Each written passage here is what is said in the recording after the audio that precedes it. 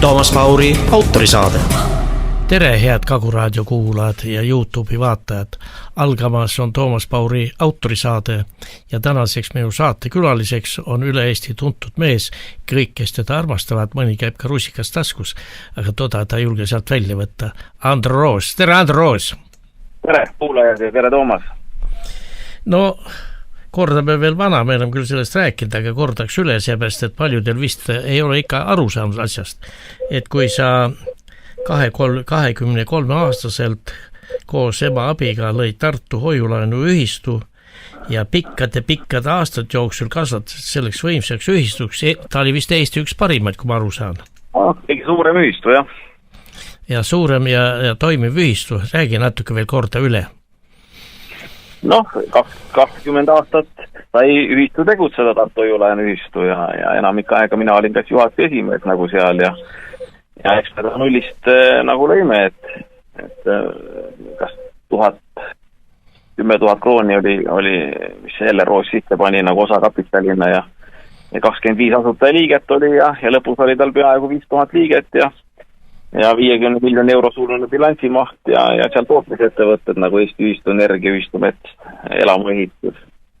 Oli ka siguliselt makseasutus, kus sai igapäevast ülekanteid teha ja kaardimaksud ja kõike seda.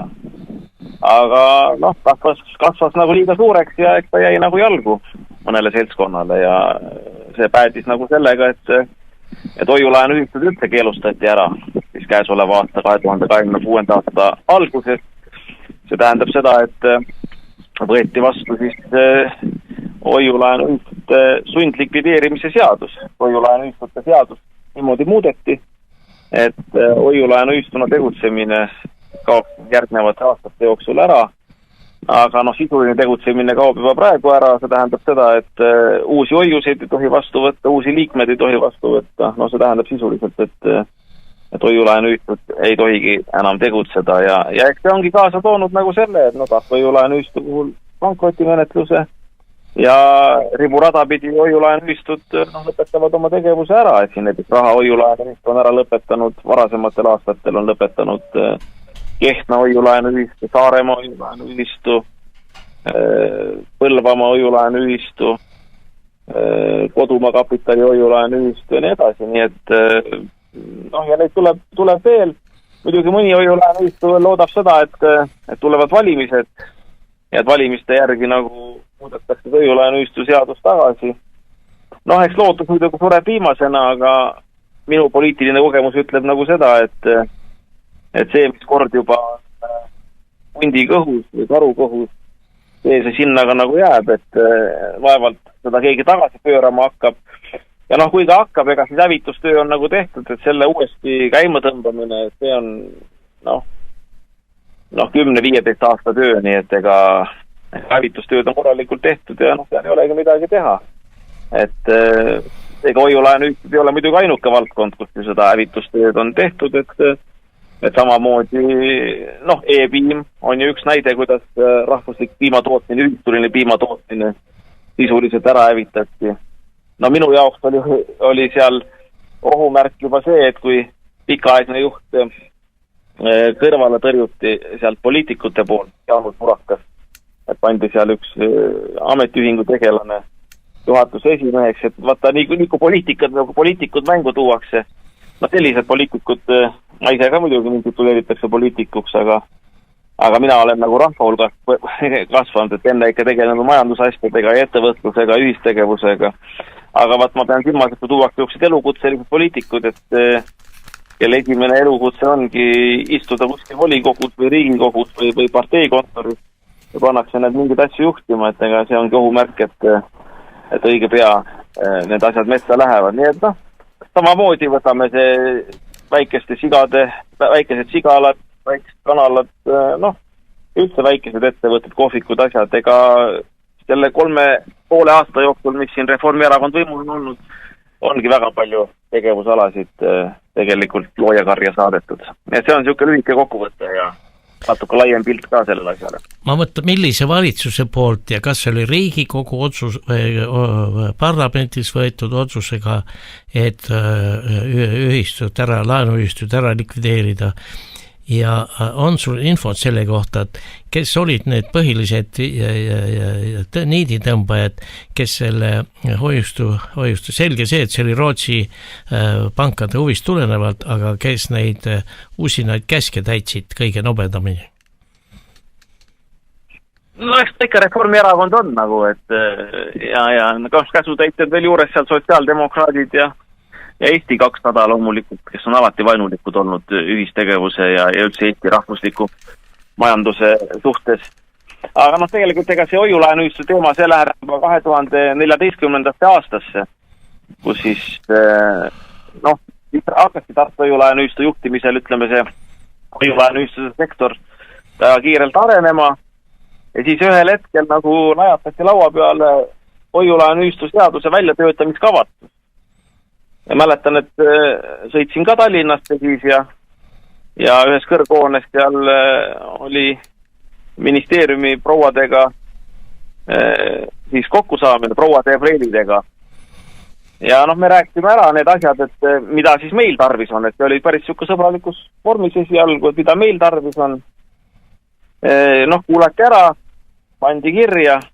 Hiljem muidugi tuli välja, et neid, mida meil tarvis on seaduse muudatusi, et neid üldse pole sisse pandustki, kui seadust hakati välja tegelikult töötama, seaduseelnõu tuli välja esimesena ja niimoodi. Et siis polnud nagu seal meie soovitusi üldse sees, või oli, aga ütleme võib-olla 5% sellest, mida me soovitasime ja soovisime ja need ka siuksed marginaalsed asjad, mitte väga olulised asjad, mis oleks sektori väga kiiresti kasvama pannud. Aga mis mind nagu häiris, oli nagu see, et kui me sealt ruumist välja läksime, eks ma olen seda enne ka rääkinud, aga kordan veel üle, et üks noor ametniku tüdruk ütles niimoodi, et vanemale ametnikule siis, et oi, et need on head inimesed, et katsume neile teha hea seaduse. Nii et kui sa küsid nagu niiditõmbajatest, et parlament loomulikult selle seaduse nüüd 2025. aasta lõpul ja 26. aastat 3. lugemisena vastu võttis loomulikult ja president ta välja kuulutas, nii nagu meil seadusloome ette näeb, kuidas neid seadusi tehakse.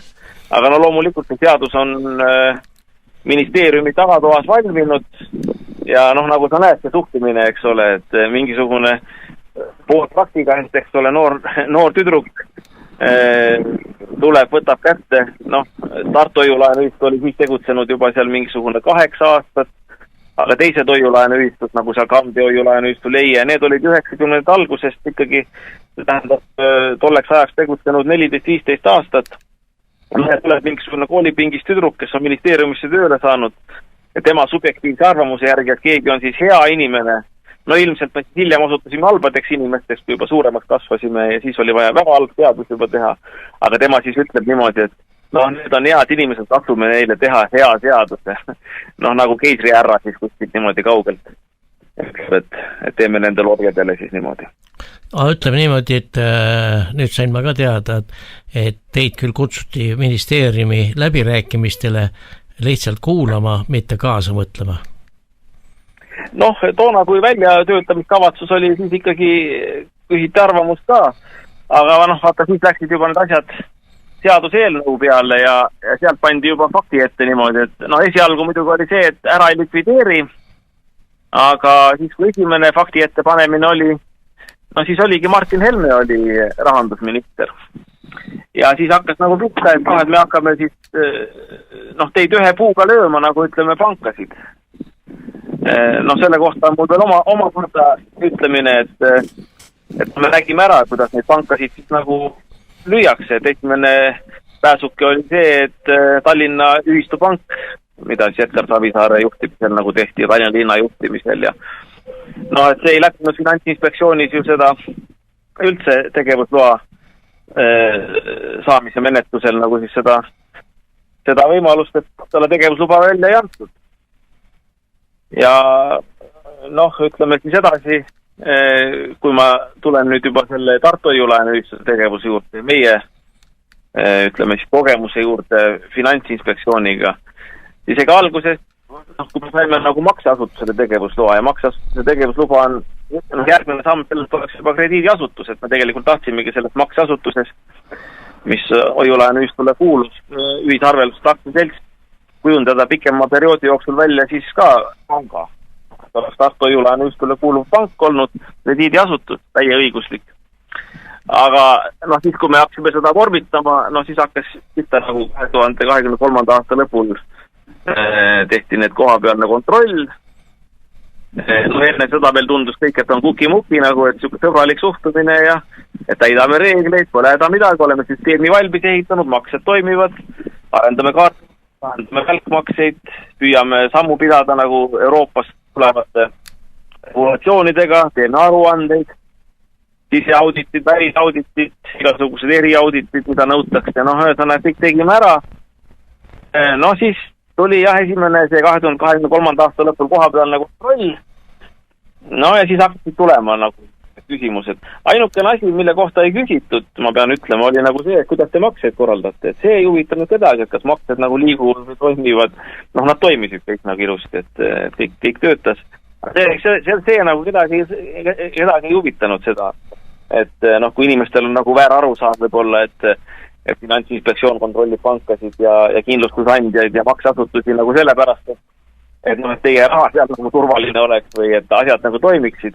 Ei, see ei ole nagu teema nagu, et seal oli teema ikkagi need, et kuidas te ise korra eeskirju teete nagu, et me oleme väike asutus, teeme niimoodi proportsionaalselt nii palju kui vaja, nii vähe bürokraatiat kui võimalik, see neile ei sobinud nagu, et ole. Ma tahtsin neid lüüa nagu selle puuga ikkagi nagu suured krediidiasutused on, kellel on korruste kaupa seal ametnikke ja asju.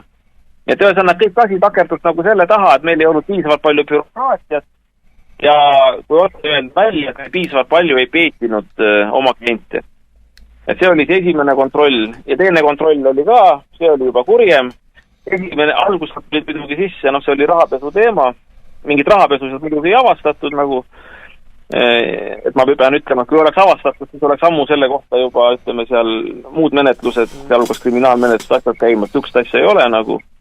Et lihtsalt lõppjärelus oli see, et teil tulevikus, et kuna sisse kord jällegi, et ei ole piisavalt bürokraatlikud need dokumendid kõik.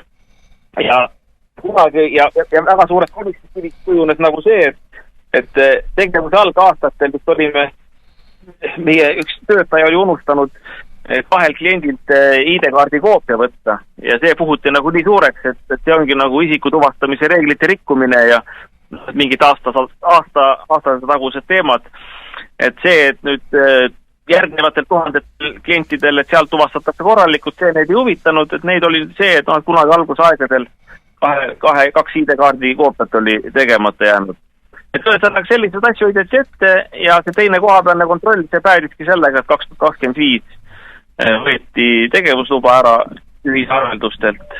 Ja mis ma siit nagu öelda tahan, ongi nagu see, et tegelikult ei olegi võimalik jõuda Eesti Finantsinspektsiooni praktika juures nagu selliste asjadeni, nagu on seal, ütleme, ühistuline rahandus, et ühel hetkel, kui sa piisavalt suureks kasvad, sind liitutakse laiaks nagu prussakas põhimõtteliselt.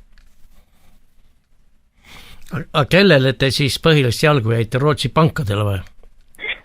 Finantsinspektsiooni kontroll tuli sisse nagu kohe siis, kui Finantsinspektsiooni aastaraamat oli ka vist 2023 vist jah, et 2022. aasta kohta ja meie maksasutus, kuigi me olime alles väga väike, oli tituleeritud kas suuruselt teiseks maksasutuseks Eestis juba, nii et ütleme, me olime pankade järel siis ja sealt me kasvasime edasi veel kiiremini, et 2023 olime kõige suurem maksasutus, et me kasvasime pankade järel siis kõige suuremaks makseteenuste pakkujaks ja see ei mahtunud neile pähe sisuliselt ja sealt need asjad tulid, et eks pangad kindlasti andsid signaale, kuigi mul tõestust selle kohta ju ei ole, aga küllap sealt neid mitte tõmmatakse niimoodi poliitikas ka ja ega lõplik selgus võib-olla tuleb kunagi, võib-olla ei tule, aga mina ise arvan seda, et me kasvasime liiga suureks ja sellepärast oli vaja ära evitada ja Eesti poliitiline süsteem ei näe ette üleüldse, et eestlane oleks kuidagi peremees omal maal. Me näeme seda, paralleelset protestid, mis siin käivad, eks ole, hoiulaenuühistute likvideerimine, aga ka ühistulise piimanduse likvideerimine näiteks. et eks ühistud seisavad nagu globaalsete ettevõtete kasumi teenimise rajal ees nagu ja sellepärast nad on igas valdkonnas vaja poliitiliselt ära nullida, ära hävitada. Ja loomulikult keegi ei hakka tegema seda niimoodi, nagu mõni mõtleb seda, et tagantjärgi vaadates, kuidas näiteks metsavennad olid seal mingisugused kangelased näiteks Eesti oma riiklusseisukohalt või et keegi relv käes või kuidagi muud moodi näiteks kommunistliku parteid õõnestades võitles vabaduse eest, et mingid kangelased on. Ega minu tegevust ja meie tegevust loomulikult mustatakse nagu täis, et tahetakse näidata nagu niimoodi, et nad ise olidki nagu süüdi ja ise tegid seal valesid otsuseid ja asju. Et see asi pööratakse nagu niipidi, et kes meediat loeb, see ju näeb nagu seda, et need protsessid käivad, et ega keegi ei ütle seda avalikult, et jah, et me tahamegi sihilikult näiteks e-piima ära likvideerida või Eesti piimanduse ühistegevuse või hoiulaenu ühistus ära likvideerida. Kõik käib ju selle egiidi all, et me tahame inimesi kaitsta, et teeme uued reeglid ja teeme natukene paremaks ja kontrollime ja vaatame ja siis on kõik turvaline ja kuki-muki, aga tegelikult mis välja nagu tuleb on see, et inimesed on sellest võimalusest nüüd ilma. Eesti põllumehed on ilma ühistulisest piimandusest. Me oleme ajakirjandusest lugenud ju seda, et välismaalased ostavad selle kalli ja moostad tšehhi ära ja ega kes täidavad hoiulaenuühistuste niši, need on need samad Rootsi pangad ja globaalsed pangad, nii et põhimõtteliselt ega siit ei ole vaja vastuseid kaugelt otsida. Ma mõtlen, et kui huvitavalt on kõik rahvale ette mängitud, et näidatakse mulje, et Andro Roos on süüdi, ta ei osanud juhtida, kuigi Andro Roos suhtis väga hästi 20 aastat, ühistu arenes väga tugevalt ja oli Eesti üks paremaid, aga täna tehakse, et kõik tahetakse isegi juhatusliikmeid maha lasta. Et kus see viha on tulnudki just selle meedia ebakompetentsest või tahtlikust suunitlust nendest kirjutistest? Nojah, ja vaata, ega kedagi ei huvita ju tõde põhimõtteliselt. Et see, kuidas hoiulaenuühistu sisuliselt väänati ka pankrotti, oli nagu ju see, et see ei ole õige, vaata, kui räägitakse seda, et Andro Roos on kuhugile põgenenud või niimoodi ja kuidas kivi alla läinud. Ma ju ei ole, et teeme sinuga siin saadet ja ma olen regulaarselt ülevaateid teinud ja ma olen nendest asjadest tegelikult ainukese juhatuse liikmena ka rääkinud avalikult, millest ma olen saanud avalikult rääkida. Kõiki kliendi saladusi loomulikult ei saa ju siin välja tuua ja niimoodi, et ma ei taha nagu ebaprofessionaalseks ka muutuda. Aga millest on saanud rääkida, sellest ma olen rääkinud ja faktipõhiselt. Ja eks siin ongi nagu see asi, et meedias jäetakse nagu mulje, et ma olen ka üksinda nagu seda asja teinud, et muidugi päris üksinda ma ei ole, et ikka on ju töötajad olnud ja on juhatus olnud ja on ka need peaaegu 5000 liiget olnud, kes on ka saanud ikkagi ju kaasa rääkida ja kaasa mõelda ja kes on kõik nagu nendes asjades ka osalised olnud. Ja loomulikult ei tasu ka ära unustada seda, et ega halva kõrval on ka ju head, et väga paljud on saanud oma ärile rahastuse, väga paljud inimesed, ettevõtted 20 aasta jooksul siiski on saanud oma hoiused teenima panna. Ja lõppkokkuvõttes on ka niimoodi, et ega ei ole ka ju praegu midagi kadunud, kuigi ilmselt me sellest saatest ka nagu räägime seda, et mulle tundub, et selle pankroti menetluse käigus tehakse nagu ettevalmistusi selleks, et nagu pisendada selle Tartu hoiulaenuühistu varade väärtust, et panna need siis nagu oksjonile, nii-öelda enampakkumisele, mis praktikas kujuneb vähem pakkumiseks, et need siis kopikate eest maha müüa.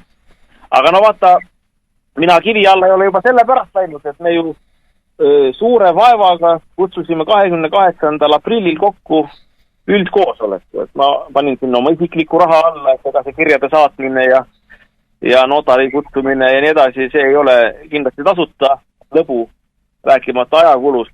et selle ma tegin, mingit tasu ma sellest saanud ei ole. Ja meie siht oli nagu see, et sundida siis juhatust esitama, vaatame üle need asjad ja esitada siis saneerimisavaldus.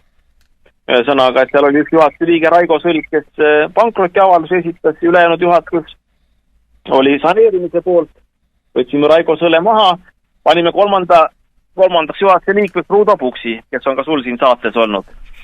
Ja mind on ka selle kritiseeritud, et me panime Ruudo Puksi nagu sinna juhatuse liikmeks, aga me panime just selle pärast, et tema on ka pankrotid läbi teinud ja teab seda, et mida see pankrot endast kujutab, et ma kujutan ette, et need 4000 liiget, kes seal hoiulaenuühistus praegu on, enamik ei tea pankrotist midagi. Mina ka olen nende hulgas tegelikult. Ma olen hoiulaenuühistu tegevuse hulgas näinud, kuidas võlgnikud on pankrotti läinud. Aga mul ei ole nüüd nii põhjaliku kogemus sellega. Aga see väikene kogemus, mis mul on, ütleb seda, et pankrot kindlasti ei ole nagu see menetlus, mille käigus efektiivselt ja kiiresti võlausaldaja oma rahad kätte saab. Ja sellepärast meie siht oli nagu see, et ikkagi püüda saneerimise puhul oleks ikkagi kokkulepitud graafiku järgi tehtud ju väljamakseid võlausaldajatele, see tähendab hoiustajatele peamiselt. Aga 28. aprilli üldkoosolek see vaidlustati osade väga väikese seltskonna liikmete poolt. Seal oli Erki Pisuke, kes on isiklikult huvitatud Tartu hoiulaenuühistu pankrotist, teenib selle pealt. Ja põhimõtteliselt ta esitas hagi ja hagi tagamise määrusega võeti valitud nõukogu, ehk siis Andru Roos, Elle Roos, Rein Koh, Urmas Heinsaar ja Reijo Pukk maha ja määrati mingid suvalised inimesed nõukoguste. Hagi ennast me näinud ei ole, et hagi, kus siis peaks selguma, et miks see üldkoosolek oli siis nende arvates tühine. Selleni see asi üldse ei jõudnudki, et kohus hagi tagamisega lihtsalt nii-öelda esmase õiguskaitse raames võttis maha, pani uue suvalise nõukogu, see määras uue juhatuse ja uus juhatus loomulikult esindab ju Tartu hoiulaenuühistut ka selles üldkoosoleku õiguspärasuse kohtuvaidluses. Loomulikult nad ise endale vastu vaidlema ei hakanud vaidlustama seda üldkoosoleku tühisuse hagi tagamist. Selleks, et ikkagi päris mitte hääletult alla anda, Elle Roos nõukogu liikmena hagi tagamise määrusele tegi määruskaebuse, aga määruskaebusele anti siis vastaspoolele ehk Erki Pisukesele ja uuele juhatusele, kes siis Erki Pisukese kliki poolt oli kohtuabiga määratud, anti 7 päeva vastamise tähtaega. Loomulikult selleni nad ei jõudnudki, sest vahepeal kuulutati hoiulaenuühistu pankrot välja ja minu arust see menetlus siis selle pankrotimenetlusega nüüd on peatatud see õiguspärasuse küsimus üldse. Aga miks see on oluline, miks ma seda räägin, on nagu see, et enne pankroti väljakuulutamist andis kohus ka siis Tartu hoiulaenuühistu juhatusele, nüüd siis sellele juhatusele, mille kohus ise oli käsi väänates sisuliselt paika pannud, millel ei olnud mingit legitiimsust ega liikmete heakskiitu üldkoosolekut. Sellele andis siis oli vastata, et mis te arvate pankrotist? Nemad ütlesid, et selle pankrotiga on korras, et kuulutage ka välja, et ei ole mingit saneerimist vaja. See oli ka oodatav, et nad niimoodi ütlevad. Ja siis kuulutatigi see pankrot välja, nii et sai need pankrotimehed oma tahtmise ja saavad hakata nüüd enam pakkumisi korraldama, et nüüd tuleb juba järgmist rohtu leida, et kas selle vastu seista. Ma mõtlen ise, et kõik need inimesed, kes olid siis hoiulaenuühistus, kes juhatuses ja kes ei olnud, et nad on ju ühistu liikmed, need 5000 inimest, kes sinna oma raha on pannud.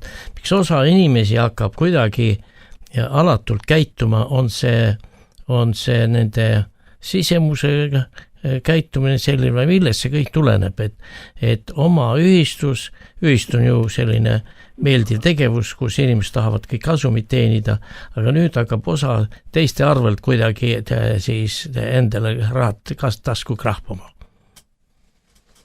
jah. No inimesed on mädad üldiselt ja eks mul on aega olnud nüüd järele mõelda rohkem, et kui hoiulaenu ühistut juhtisin, olin rohkem nende asjade sees ja ei saanud nii distantsilt vaadata, kuigi ega arusaamised olid ka olemas.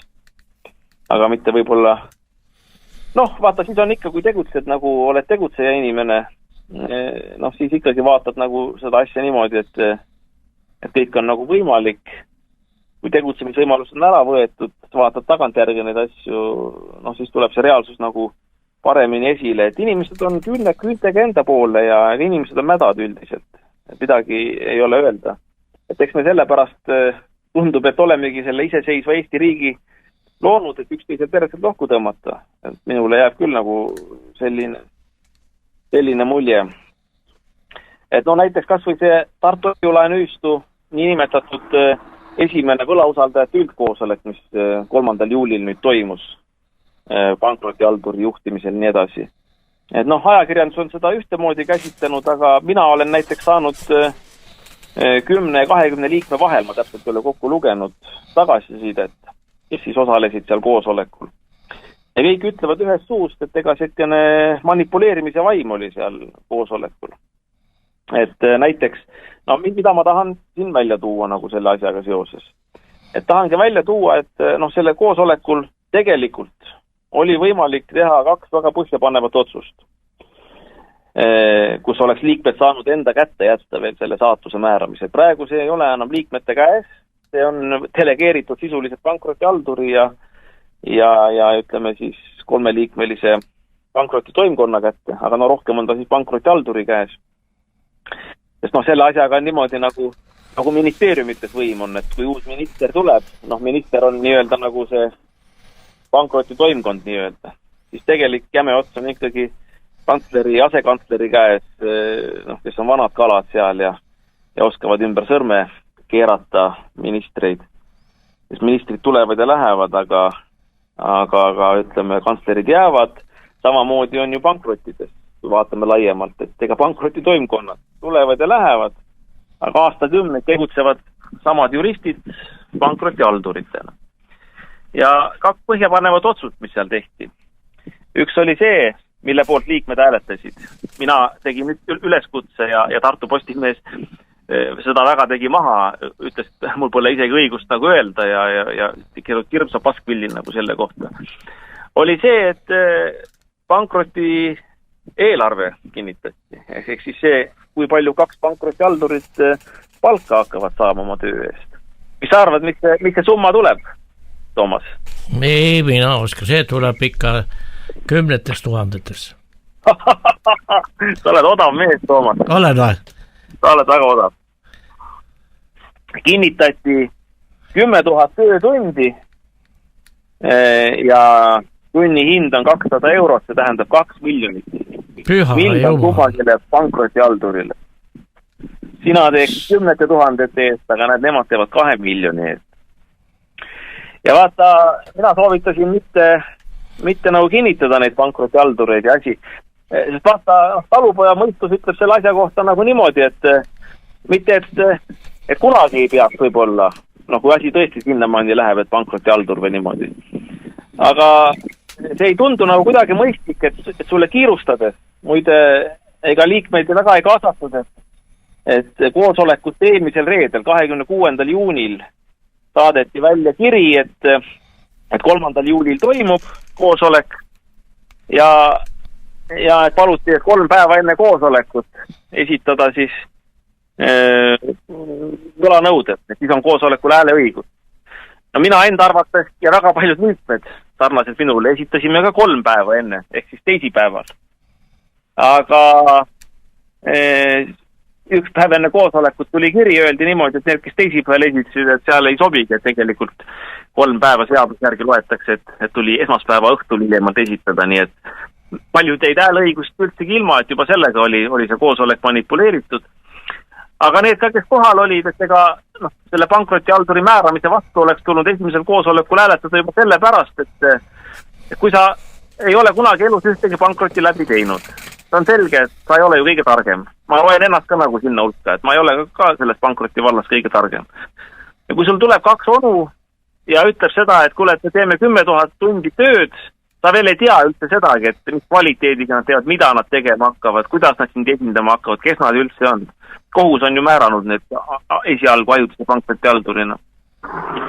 Ja siis ta ütleb sulle, et jah, me teeme 10 000 tundi tööd, seda me ei ütle, mis kvaliteediga, tunni hind on 200 eurot, kokku 2 miljonit.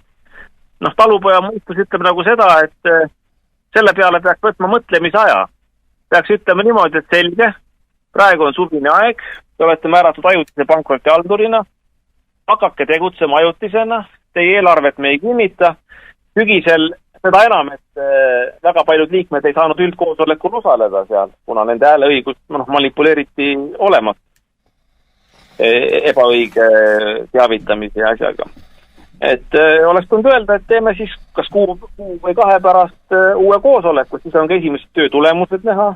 Siis vaatame, kas me kinnitame teid või ütleme siis niimoodi, et vahepealsel ajal on ju ametis juhatus, mis siis, et see sama kohtu enda manipuleeritud juhatus, aga siiski juhatus, kes oleks võinud vaadata, et aga veel teisi pankrotihaldureid, et kes pakuvad võib-olla madalamat hinda või on parem hinna ja kvaliteedi suhe nagu sealt, eks ole.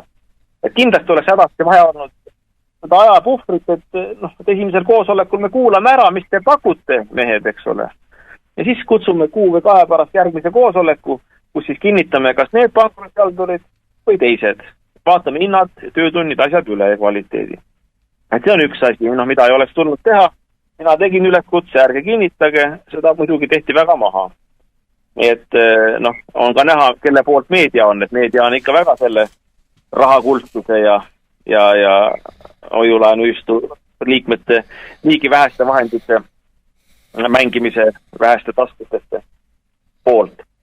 Ja teine asi kindlasti see, et oleks saanud hoiulaenuühistu lõpetamisotsuse asemel, see tehti siis sealt esimesel võlausalt üldkoosolekul, otsustada ka ühistu tervendamise. Ja muidugi meedia poolt naerdi välja ja ma saan aru, et pankrotihalduri poolt ja selle uue juhatuse poolt naerdi see välja, et mis tervendamine.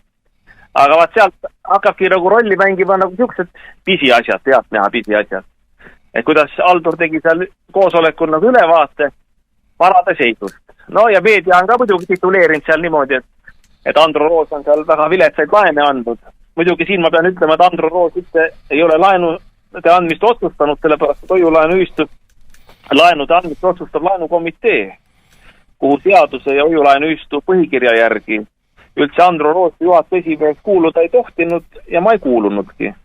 Nii et laenukomiteesse kuulus hoopis ju esimehena Märt Riiner ja osad laenud, mis on ka meediast läbi jooksnud, mida väga pahaks pannakse, et olevat kõrge riskiga, muidugi seda ei ole selgitatud, mis mõttes nad kõrge riskiga on ja seal on ka omaette vastimist, valetamist palju.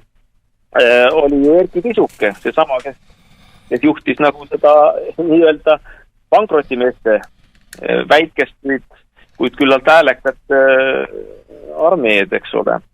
Nii et tema ise, nii et Tiit Kärneriks ikkagi tuleb nagu öelda selle asja kohta. Aga see selleks, et mis ma tahaks selle koosoleku kohta öelda, kuidas hakati nagu manipuleerima varadega. Näiteks suurem näide. Ühistu tuulepark, siis Eesti Ühistu Energia, mis on siis 5 tuulikuga Purtses Ida-Virumaal. Kui vaadata majandusaasta aruandeid, siis igal aastal keskmiselt 2,5 miljonit toob tulu, aga pankrotihaldur oli näitanud seal koosolekul siis selle vara väärtuseks 0 eurot. Et umbes, et see polegi midagi väärt. Tuulikud on, töötavad, toodavad, 2,5 miljonit tuleb tulu aastas, jääb kasumit, aga väärtus on 0. Nii. Mida see näitab? Minu jaoks ongi, et kui keegi midagi teeb, siis ta on kas loll või lurjus. Et ausalt öeldes kolmandat varianti väga ei ole. Kolmas variant võiks olla nagu see, et ta on mõlemat, et ta on nii loll kui lurjus. Aga tavaliselt on ikkagi, et kas loll või lurjus. Et kui on 0 eurot, minu mõtted lähevad kohe selle peale, et aga järelikult, kui see pannakse enam pakkumisele, et siis lüüaksegi ju vähemalt seal 0 lähedase hinnaga maha. Aga see, kes 0 lähedase hinnaga ostab Eesti Ühistu Energia, kuhu Tartu Hoiu-laenuühistu liikmed on energiahoiuseid investeerinud sisse ja on siiamaani saanud intressi ja ühel aastal ka dividendi, et on nii hästi tootnud, et ka dividendi oli võimalik maksta, kui siin elektrihinnad olid väga kõrged. See mängitakse siis kellegile kopikate eest, kes hakkab igal aastal seda müügitulu 2,5 miljonit enda taskuste panema. Minul jääb siuke mulje, et sinna poole liigub see asi. Või teine näide. Ma olen ka siin sinu saates rääkinud sellest asjast ja ikka see teema jookseb nagu sisse. Ja see on üks tõestus, või üks oluline näide, et miks pankrotimenetlus ei ole väga hea võlausaldajate kaitsmise menetlus on nagu see, et Margus Leppa juhitud Ruunimaja, millele kuulus päikesepark, millele peal oli hüpoteek Hoiu-laenuühistu kasuks. Ja nii kui Margus Leppa sinna juhatusse läks, siis ta 2022. aastast alates enam ei hakanud maksma Hoiu-laenuühistule laenumakseid selle firma alt. Kuigi päikesepark tootis ja selle aja jooksul ta pani siis kõrvale sealt, see tähendab, et ei edastanud Hoiu-laenuühistule, vaid läks kuhugile mujale, peamiselt Nõmme raadiole ja mujale 150 000 eurot. Ja siis see firma läks pankrotti, 3 aastat vaidlesime kohtus, muidugi enne ta veel pankrotti ei läinud, 3 aastat vaidlesime kohtus, Hoiu-laenuühistu võitis. Hoiu-laenuühistu võitis, läks Margus Leppa juhitab see Ruunimaja pankrotti ja Hoiu-laenuühistu tütarettevõte ostis välja enne pankroti pesast siis selle päikesepargi 150 000 euroga. Ja kahjuks see pankroti menetlus algas nagu see oli päevade mäng. Ma mõtlen ka, et ei olnud nagu seda kogemust niimoodi, et oleks paar päeva hiljem Ruunimaja pankrot välja kuulutatud, oleks see raha kohe Hoiu-laenuühistu kontol tagasi olnud. Aga hakkas pankrot ja jäi see 150 000 eurot, millega tütarettevõte omandas siis selle Ruunimaja päikesepargi, jäi Ruunimaja päikese või sinna pankroti pesta kinni. See oli 2025 veebruar, kui ta kinni jäi. Täna 2026 juuli, see tähendab 1,5 aastat on täpselt möödas. Ja see raha on siiamaani, Hoiu-laenuühistu raha on siiamaani Ruunimaja pankroti pesas kinni. Kuigi Ruunimaja ajutine pankrotihaldur on kirjutanud, et tõenäoliselt olid seal juhtimisvead, viitega Margus Lepale. Tõenäoliselt oli ka kriminaalne tegevus. Oleks võimalik pöörduda Margus Leppa kui juhatuse liikme vastu isiklikult. Mitte midagi sellist tehtud ei ole. Ja muide, Toomas, kas sa tead, et Ruunimaja pankrotihaldur on samast büroost, kus on tänane Tartu Hoiu-laenuühistu pankrotihaldur. Ja talle on ka seda infot edastatud, et näed, et 150 000 on kinni. Tartu Hoiu-laenuühistu raha, teie büroo pankrotihalduri hallatava pankrotipesas ei ole sealt liigutatud. Ja pankroti koosolekul nägin slaide hoopis, et see väärtus, et reaalne raha 150 000, mis on sisuliselt seal Ruunimajas kinni, on hinnatud 100 000 peale, mis on tegelikult nagu väär. Et 50 000 on juba näidatud nagu vähemalt seda nõuet, et ma ka kõikide muude varadega, mis seal slaidide peal näidati, panin tähele nagu seda, et kuidagi nagu hästi käega visatud või peoga visatult on pandud niimoodi, et ja sinna alla hindluse poole just, et näidata seda, et see Tartu Hoiu-laenuühistu on nagu hästi vilet, varad ei ole midagi väärt. Andro. Et juhul, kui need nagu optsionile panna, et siis läheb hästi madala hinnaga müüki ja Hoiu-laenuühistu liikmed kaotavad. Teeme väikese muusikese pausi ka vahepeal. Teeme.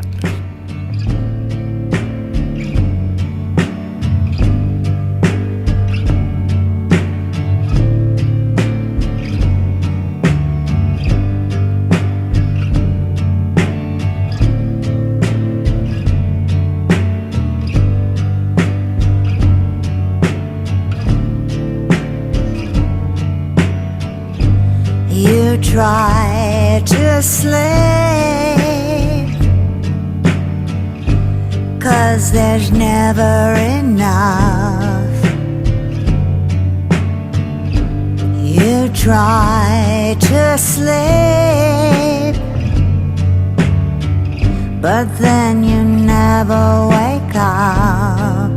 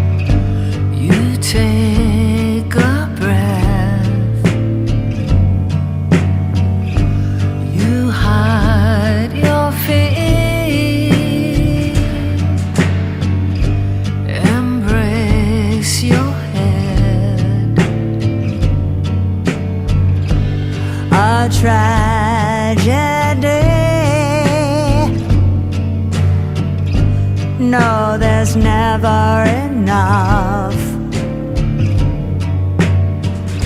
You try to sleep.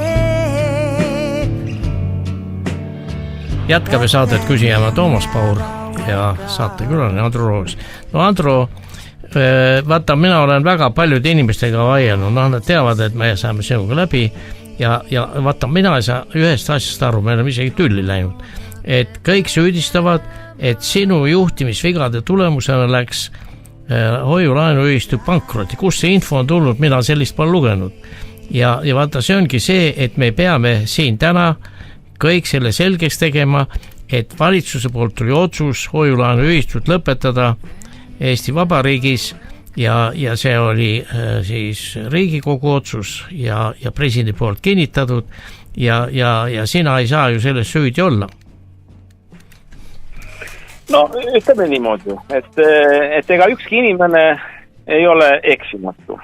Ei ole sina eksimatu, ei ole mina eksimatu, aga ei ole ka need inimesed eksimatud, kes arvavad seda, et minu juhtimisvigade tõttu hoiulaenuühistu läks pankrotti. Nii et inimesena me oleme kindlasti ekslikud ja mina kohe kindlasti olen nagu selle positsiooni peal, et mina elus ainult õigeid otsuseid, sealhulgas ütleme siis ainuõigeid juhtimisotsuseid olen teinud. Aga selle positsiooni peal ma olen küll, et üldiselt, kui ma tagasi vaatan Tartu hoiulaenuühistu juhtimise peale, ma 95% juhtudest ikkagi tegin kõik, mis oli võimalik, võib-olla paar asja mul jääb kripeldama, kus oleks pidanud jõulisemalt midagi tegema või teistmoodi tegema.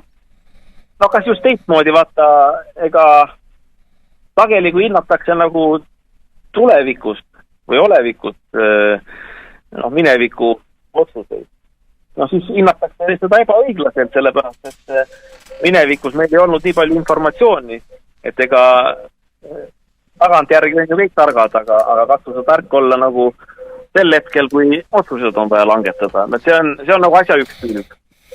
Ja teine külg on muidugi ka nagu see, et mina nimetaksin seda sõjaks, mis viimased 5 aastat on nii Tartu hoiulaenuühistu kui üldse kõikide hoiulaenuühistute vastu olnud. See sõda saigi alguse sellega, et toodi välja see hoiulaenuühistute sundlikvideerimise eelnõu ja seda sõda on peetud meedia abiga, see tähendab seda, et iga natuks aja tagant meediast avaldati väga halbu artikleid hoiulaenuühistu kohta. Et kuidas kõik on nagu halvasti. See algas ju kasvõi näiteks nagu sellega, et kus esimene pauk nagu tõesti, ütleme, üks teema oli see, et teil ei ole audiitorit. Meil oli ju alguses kõik olemas audiitorid. Rita Vainola oli meie audiitor aastaid.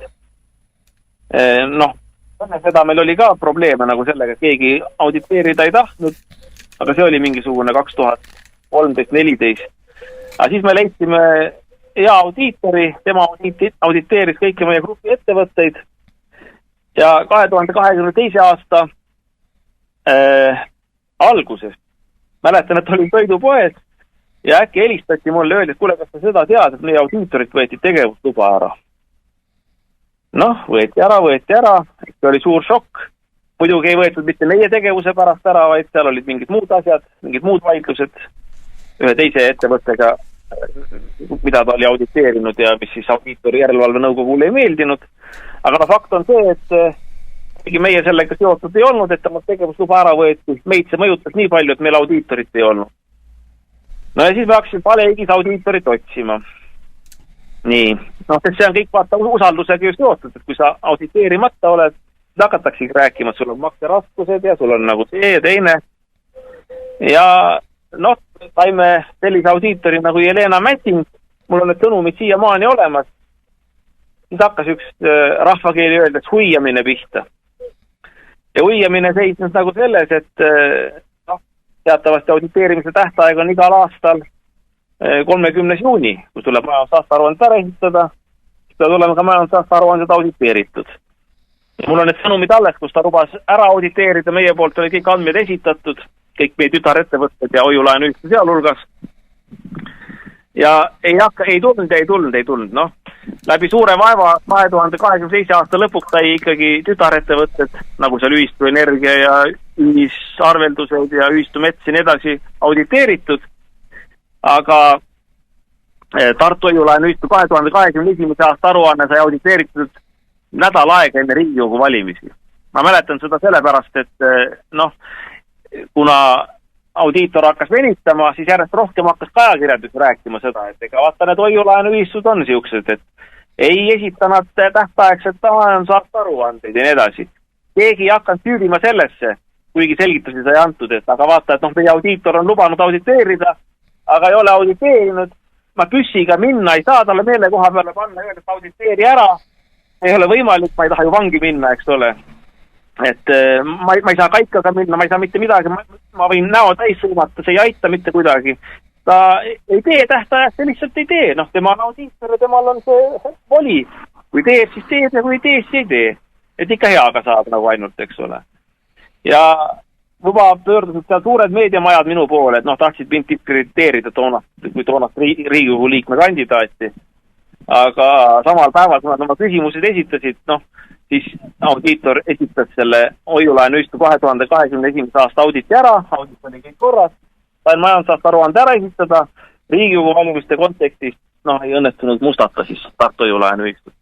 Aga siis juba kõik need noh, asjad nagu lohisesid, et need olidki sisuliselt kuskil aasta või pool aastat lappes. Ja siis juba tehti sellele meie uuele audiitorile, ka Finantsinspektsioon on ju ka seal nagu audiitorile valvebüroos sees. Ma arvan, et asjad on kõik omavahel seotud. Kontroll, kuidas ta on auditeerinud siis 2021. aasta aruannet Tartu Hoiu-laenu ühistu puhul. Ja seal hakati mingisugused täiesti mõttetu teema pealt nagu teda peetima ja selleks teemaks oli nagu see, võite Matiku käest ise üle küsida, kui mind ei usu, aga ma ütlen, et teemaks oli see, et kuidas kajastada nagu osakapitali. Et audiitor järelevalve nõukogu lihtsalt lambist hakkas ütlema, et noh, et osakapitali, mis Tartu Hoiu-laenu ühistul on, ei olegi osakapital, vaid on hoopis midagi muud, et on kohustused. No siuke täiesti triviaalne teema, kuidas siis tagada, et kas omakapitali on nii palju ja kohustusi naa palju, või on siis, noh, ütleme, teistpidi, et summa summarum oleks kõik sama olnud, aga lihtsalt see, kuidas jagada teatud arve omakapitali ja kohustuste vahel. Noh, meie vaidlesime vastu, aitasime audiitoril ka vaielda. Lõpuks järelevalve nõukogu otsus jäi peale. Minu hinnang on see, et audiitor lihtsalt piisavalt tuimalt ei jäinud peale, püüdis oma litsentsi kaitsta. Ei kaitsnud nagu meid, kuigi meie taoline praktika osakapitali kajastamisel oli aastast, no ma ütlen 2011, see tähendab seda, et selleks ajaks juba seal 10, siis oli 12 aastat, jah, selleks ajaks hakkas 2013 vist see peetimine pihta. No mis tähendab nagu tegelikult seda, et varasemad kontrollid, mis või audiitorite suhtes tehtud on ja neid oli tehtud, olid kõik tuvastanud, et kõik on korrektne, et just nii tuleb osakapitali kajastada, aga siis leiti nagu lambist mingi triviaalne probleem ja sellega, noh, vaata, see on nii nagu omal ajal KGB tegi, et hirmutas inimesed ära lihtsalt ja inimesed vabatahtlikult nagu jõudsid sinna maani, et siis hakkas audiitor venitama seal selle asjaga, ei julgenud kiiresti liigutada meie auditeid ja noh, sealt tekkisid täiendavad venitamised, nii et lõpuks tekkis sellest suur probleem ja seda hakati ka meedias kogu kajastama, et alati kui midagi välja toodi halba, toodi ju välja seda, et näiteks auditeerimata ja trallalallalla ja noh, mis te arvate, et ega iga kord, kui mõni selline artikkel avaldati, siis ka põhimõtteliselt lõpetati hoiused. Olid mõned nõrganärvilisemad hoiustajad, kes hoiuseid lõpetasid. Ja no kui küsitakse veel seda, et aga miks ta teist audiitorit ei võtnud, et me saatsime korduvalt kõikidele Eesti 130 audiitorile järelpärimised, et palun, et võtte meid auditeerida. Mõnele ma kirjutasin ka päris isiklikult niimoodi emotsionaalsemalt, püüdsin nagu kallutada sinna poole, et palun võta, eks ole. No mõni proua peaaegu nagu võttis niimoodi, et mõni vanem proua, et tead, et noh, et noormees küsib ilusti ja niimoodi. Aga lõpuks jõudis ikka sinna, et ei, ma tead, tööd on palju ja meie ei saa ikka võtta ja noh, tegelikult ma sain aru seda, et küllap on ära hirmutatud nagu sellega, et ei taha lihtsalt võtta hoiulaenu ühistut, et mine tea, et võib-olla see siis toob repressiooni nagu endale kaasa ja küllap oleks toonud ka repressioone. Et ma, noh, selles olen nagu päris kindel. Ja vaata, nüüd, noh, miks ma seda kõike nagu räägin, et siin räägitakse juhtimisest. Et kui sul ühel hetkel on nagu see, et no näiteks räägime tuulepargist. Et tuulepark on loodud ju Tartu hoiulaenu ühistu energiahoiustajate vahenditega. Ja oma olemuselt ta peaks olema ise majandav. See tähendab seda, et jooksvast toodangust, mis tuulikud annavad, makstakse intressid ja ütleme, tekib ka reserv nagu selleks, et kui mõni tahab hoiust lõpetada, et siis sisuliselt on võimalik siis sellest jooksvast reservist ka niimoodi teha, et ei pea hakkama tuulikuid ennast realiseerima, näiteks labakaupa või liini maha müüma või niimoodi, eks ole. No ma natuke olen sarkastiline ka siin. Aga see asi läkki nagu sinna maani, et mida rohkem meedia peksid, seda rohkem pani see nagu juhatust valiku ette näiteks selle sama energiahoiuse küsimusega, et kui näiteks sul kuus võetakse välja 500 000 eest, ütleme siis, energiahoiuseid.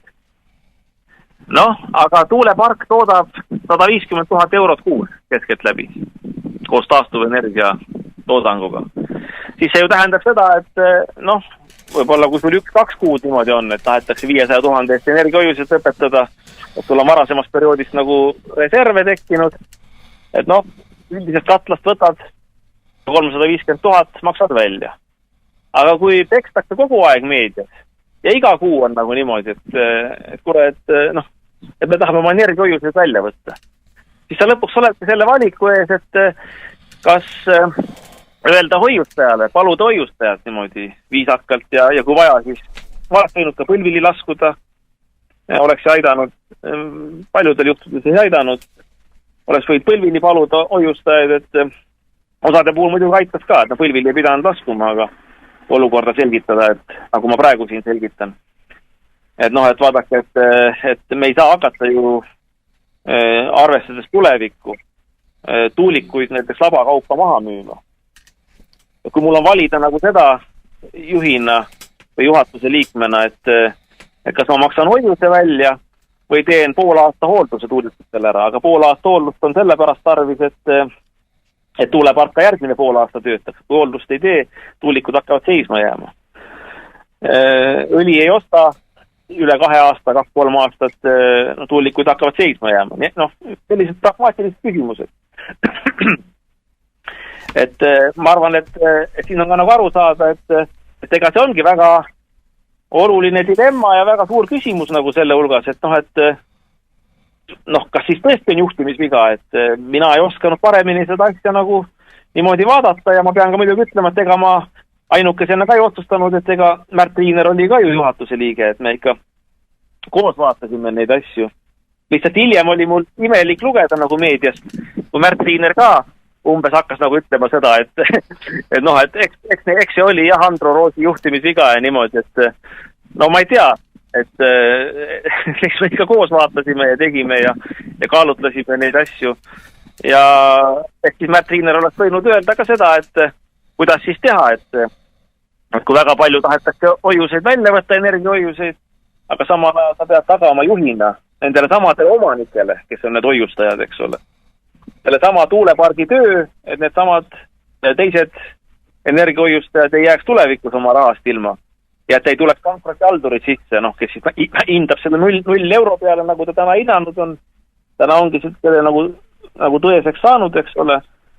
Noh, see ei ole 0, aga ta on hinnatud nagu kellegi subjektiivse arvamuse järgi niimoodi. Et tahetakse hinnat ette valmistada. Et mina ei nimetaks seda juhtimisveaks, et tegelikult omanike kohustus. Vaata, ühte asja, mida ei ole siin nagu räägitud. Hoiulaenu ühistu on ju nagu omanike ühing. Hoiustajad, sealhulgas energiahoiustajad ei olnud ja ei ole ju ainult kliendid ja hoiustajad, vaid nad on ka samal ajal omanikud. et kui need 1000 energiahoiustajad 2014. aastal otsustasid selle tuulepargi rajada ja sellepärast me selle ühistu energia ellu kutsusime, et liikmete poolt oli tellimus. Nad panid raha sisse, siis nende kui omanike kohus on ka ju tegelikult tagada, et firma oleks kapitaliseeritud. Tavalise osaniku aktsiaseltsi puhul me saame aru ju sellest, et omanike kohus, kui nad tahavad, et juhatus efektiivselt juhiks, on tagada ettevõttele kapitali olemasolu osaühingule või aktsiaseltsile. Osaühingu aktsiaseltsi puhul saadakse sellest aru. Aga et ei saada aru sellest ühistu puhul, et ühistu liikmed, hoiustajad sealhulgas, on ju ka omanikud ja kui nad ühel hetkel hakkavad juhtkonnalt vaipa alt ära tõmbama sellega, et ülemääraselt, näiteks meedia halbadest artiklitest juhindudes, hakkavad suurtes summades hoiuseid välja võtma, hoiused õpetama. Kuigi neid tegelikult seda raha, otseselt vaja pole, aga lihtsalt hirmutatakse ja siis mõtlevad, et ma võtan tead välja, et vahet ei ole. Et küll see juhatus tal hakkama saab. Aga vaata, see ongi niimoodi, et ükski tootmisettevõte ei saa töötada ilma kapitalita. Tuulepark Eesti Ühistu Energia on tootmisettevõte. Kui sellest järjepidevalt omanikud kapitali välja tõmbavad, siis ja süüdistada pärast juhatust, öelda seda, et juhatus on halvasti juhtinud, ma ei tea, minu arvates see ei ole õiglane. Aga eks see on iga raadiokuulaja enda, siis hariduse ja elukogemuse teema, et kuidas ta sellest aru saab, et ma usun, et ettevõtjad saavad sellest aru, et ilma kapitalita ükski juhatus ei juhi hästi. Võib-olla, kes ettevõtlusega kokku puutunud ei ole, võib-olla nendel on keerulik. Aga ma siiski loodan, et mu selgitused olid nagu asjakohad. Väga. Aga nüüd ütle lõpetuseks, nagu sa mainisid, oli 5000 osanikku Tartu hoiulaenuühistus. Kas need hoiulaenuühistu liikmed, 5000 liiget, need kõik korraga kokku ei saa tulla, aga see suur jõud, see kokku tuleks, kas saab veel asju teistpidi keerata? Teoreetiliselt saab, praktikas on keeruline. Aga ütleme, praegu minu lootus on selle peale, et valiti 3-liikmeline pankrotitoimkond, et kogu surve tuleb pöörata pankrotitoimkonna peale, et pankrotitoimkond ei laseks läbi nagu varade odavalt maha müümist, vaid need müüakse õiglase hinnaga. Ja vajadusel saab pankrotitoimkond nõuda ka ühistu tervendamist, nii et tegelikult pankrotitoimkonna survestamine praegu on nagu see realistlik tee, millega saab teistpidi pöörata asju. Võib-olla see ongi, et sa esinejad tihti Facebookis oma nõuannetega on paljusid vihaseks ajanud ja nüüd mitte ainult ei süüdista sind, nüüd üleeile isegi öeldi mulle, et sinu ema on kõige rohkem süüdi. No jah. Keegi peab ju süüdi olema, ütleme niimoodi. Ega ma ei oskagi midagi kommenteerida selle asja kohta. Et igaüks oma rikutuse tasemel vaatab seda asja. Aga inimesed on öelnud ja sa tegid 20 aastat meeletut tööd, ehitasid täiesti nullist alustanud Tartu hoiulaenuühistu võimsaks ettevõtteks ja nüüd siis näidatakse sulle rusikat ja mõnel on isegi muu hullemad mõtted peas. Et praegust peaks küll see, mis sa siin ütlesid, et on vaja tekitada see jõud, mis hoiab sellel pankrotihalduritel silma peal ja ei lase neil vara lihtsalt laiali tassida pool muidu. Jah, ja eks me sellepärast ju tegime selle saate ka, et inimesi valgustada ja inimesi nagu mobiliseerida, selles suunas mõtlema, selles suunas ka tegutsema. No nüüd ongi, mina siin teen nii palju reklaami kui suudan, aga sina läbi oma siis ühistu liikmete, et ma annan sul teada, millal see saade eetris läheb, me praegust lindistame, et siis inimesed saaks teada ja paljud inimesed saaks teada. Just. No minu ees on üks raamat, mida ma siin loen ja naeran, mis on Soomes kirjutatud, aga on eesti keelde trükitud ja see kõlbab siia saate lõpetuseks. Kõik on täiesti perses. No siis tuleb perses välja võtta. ma siin ühe koha veel. 1 sitt päevas on tervise pant. Sita keeramine on tarkus ema, nii et siin on siuksi häid väljendusi, kui keegi õnnestub seda kuskilt saada, ma ei tea kust, siis tasub seda lugeda. Aga ma tänan sind, hea Andro, heade sõnade eest ja see oli siis saade Andro Roosiga, aitäh! Suur tänu kõigile kuulajatele, sulle ka Toomas! Aitäh kõigile raadiokuulajatele ja YouTube'i vaatajatele. Aitäh ja ilusad päevad! Toomas Pauri autorisaade.